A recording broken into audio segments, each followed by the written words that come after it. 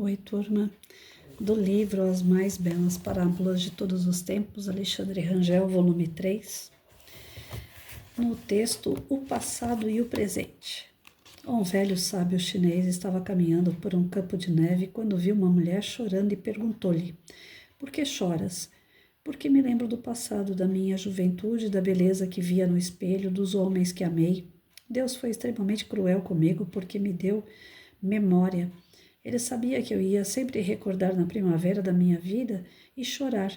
O sábio ficou contemplando o campo de neve com o olhar fixo em determinado ponto. A certa altura, a mulher parou de chorar e perguntou ao sábio: "O que estás vendo aí?" "Um campo de rosas.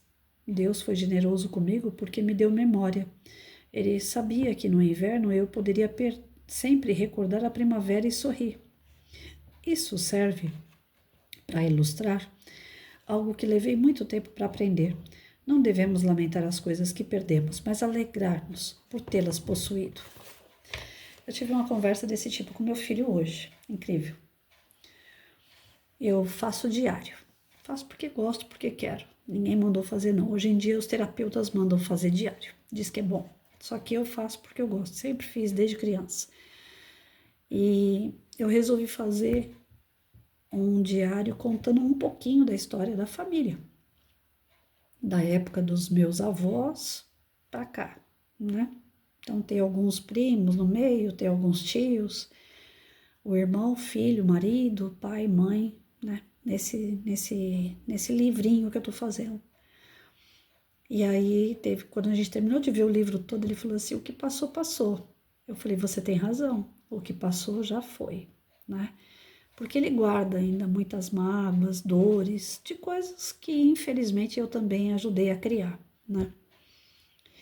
E aí eu falei para ele: "Tudo que eu tenho aqui escrito são as coisas boas. Eu não escrevi coisas ruins." Por quê? Porque eu quero lembrar só das coisas boas. Foram elas que me construíram, foram elas que me trouxeram até aqui. As coisas ruins foram aquelas situações que eu tive que viver, aprender com elas e não ser igual e não fazer igual. Algumas eu acabei repetindo. Quando eu repeti, deu no que deu.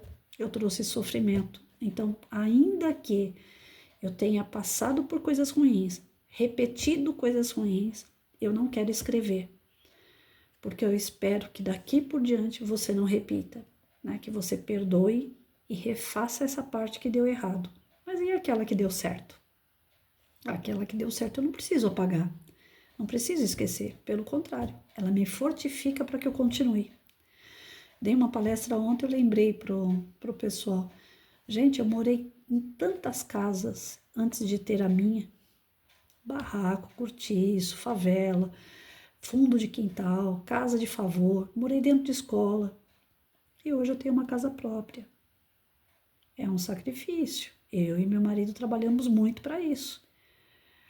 O sacrifício, o trabalho em si, que era sofrido, eu não quero lembrar.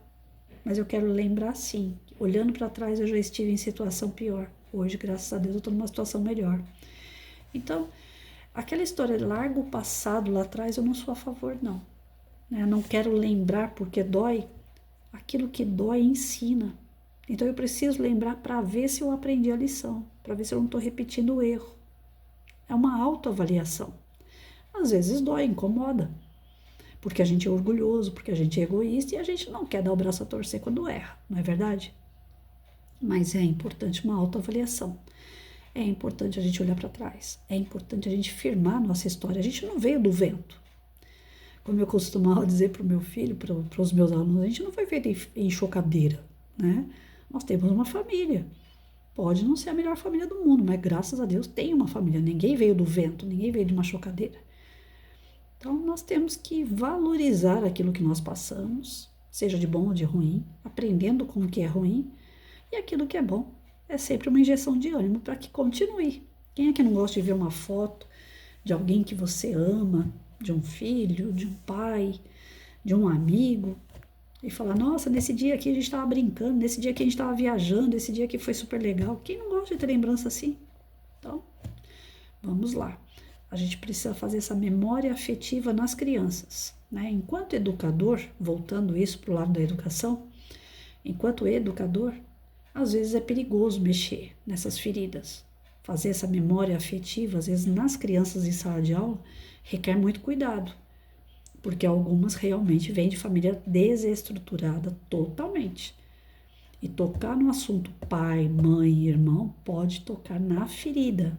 Então, se você não tiver um bom apoio psicológico, se você não tiver uma boa ideia daquilo que você quer trabalhar, um objetivo bem claro, pessoas para te ajudar, é melhor não se meter nisso. Agora, se você tem uma equipe que vai trabalhar com você, se você sabe aquilo que você realmente quer, o objetivo que você almeja, não tem quem segure um professor comprometido, gente. E a gente consegue muita coisa trabalhando temas como esse com os seus alunos. Porque aquilo que machuca o aluno, se você conseguir intervir, vocês sabem como é que fazem para acabar com o câncer? Geralmente eles colocam em volta uma proteção, né? E ali naquela etiqueta que eles colocam, eles bombardeiam o centro para acabar com a raiz daquele problema. E aquela etiqueta fica ali, cercando a proteção naquela pele, naquele órgão, para que, se tiver mais alguma coisa, não alastre no corpo. Então, quando você vai fazer uma intervenção na vida de uma criança, você tem que tem que cercar ela primeiro de cuidados, com pessoas, palestras, com temas que venham ajudar, colaborar, fazendo dinâmica, atividades mais alegres, porque sentimento que dói vai causar choro. Então você tem que saber equilibrar tudo isso. Então você cerca toda a criança. Ah, mas por conta de um eu vou trabalhar com 40? Sim, por conta de um a gente trabalha com 40. E vai acabar servindo para os 40 de alguma forma. Nada se perde. Mas a gente tem que ter muito cuidado, porque sentimento, família, né? Trabalhar com valores, com princípios, às vezes você vai cair numa ferida de uma criança. Mas é muito importante. Às vezes o que a família não faz, o professor faz e salva uma vida. E tá aqui alguém que pode contar história sobre isso. Muitos se salvaram fazendo projeto comigo. É gratificante. Quando você começa a mexer no histórico da família, você traz a família para a escola também. Você vai mexer com a família também. Não é ser fofoqueiro, não é fuxiqueiro, mas você vai ter que saber muito o que se passa da vida do aluno para entender o que ele tem aqui no coração, o que ele tem aqui na cabeça. E quando o aluno começa a demonstrar as coisas, essas memórias afetivas que ele tem, se você conseguir transformar o que é ruim em bom, essa criança vai aprender o alfabeto, vai aprender as 4 operações, ela vai se desenvolver da noite para o dia. Porque aquilo ali é que está travando o aprendizado dela. Então, tá aí o segredo para uma boa alfabetização. Um bom desempenho na escola, a criança tem que estar bem amparada emocionalmente.